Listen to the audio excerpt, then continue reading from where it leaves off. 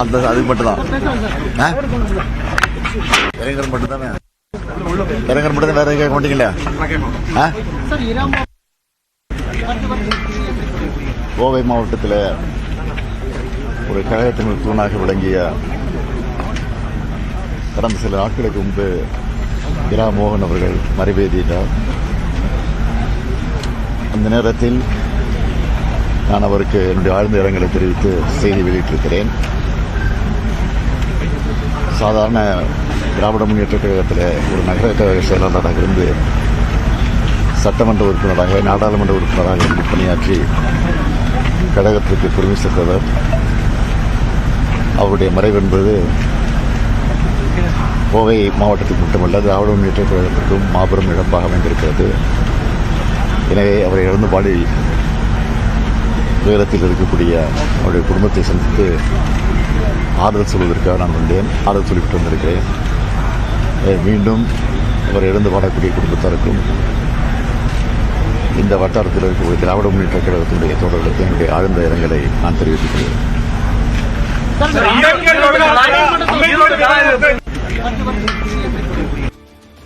ஈரோடு கலாய்வு போயிட்டு இருந்தீங்க, மக்கள் என்ன சொன்னாங்க?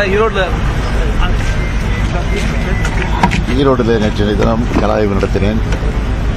கலாய்வை பொறுத்தவரையில் இன்னும் வேகமான வகையில் உற்சாகத்தோடு பணியாற்றுவதற்கு உறுதியெடுத்துக் கொண்டிருக்கிறார்கள்.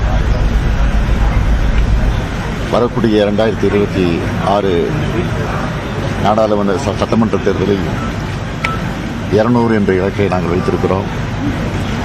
ஆனால் ஈரோட்டினுடைய கலாய்வில் நான் உணர்ந்த உணர்வு என்னென்று கேட்டால் 200ஐயும் தாண்டி வருமோ என்ற எண்ணம் எனக்கு ஏற்பட்டிருக்கு. வழக்கு பதிவு பண்ணியிருக்காங்க ராகுல் காந்தி மேல, அதை பற்றி சொல்லுங்க. என்னங்க ராகுல் காந்தி மேல இந்த நாடாளுமன்றத்தில் கூச்சல் குழப்பம், அதை சட்டப்படியாக சந்திப்பார். சார், இடைத்தேர்தல் கிழக்கு இடைத்தேர்தல் திமுக வசமாகுமா சார்? திமுக வசமாகதில்லை, திமுக கூட்டணி வசமாகும்.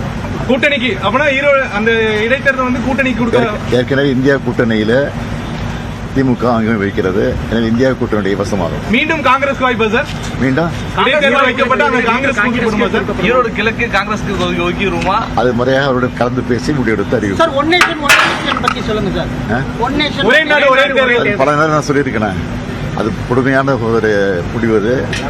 அது ஜனநாயகத்தை படுகொலைக்கு தள்ளக்கூடிய நிலையில் அந்த ஒரே நாடு ஒரே தேர்தல் என்பது ஒரே நாள் ஒரே தேர்தல் என்பது நிச்சயமாக அது ஒரு ஜனநாயகத்தை படுகொலைக்கு தள்ளக்கூடிய மோசமான செயலாகும்.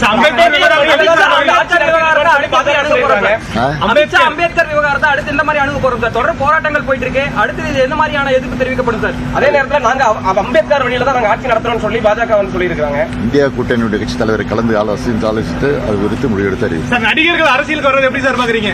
நல்லா பாக்குறேன்.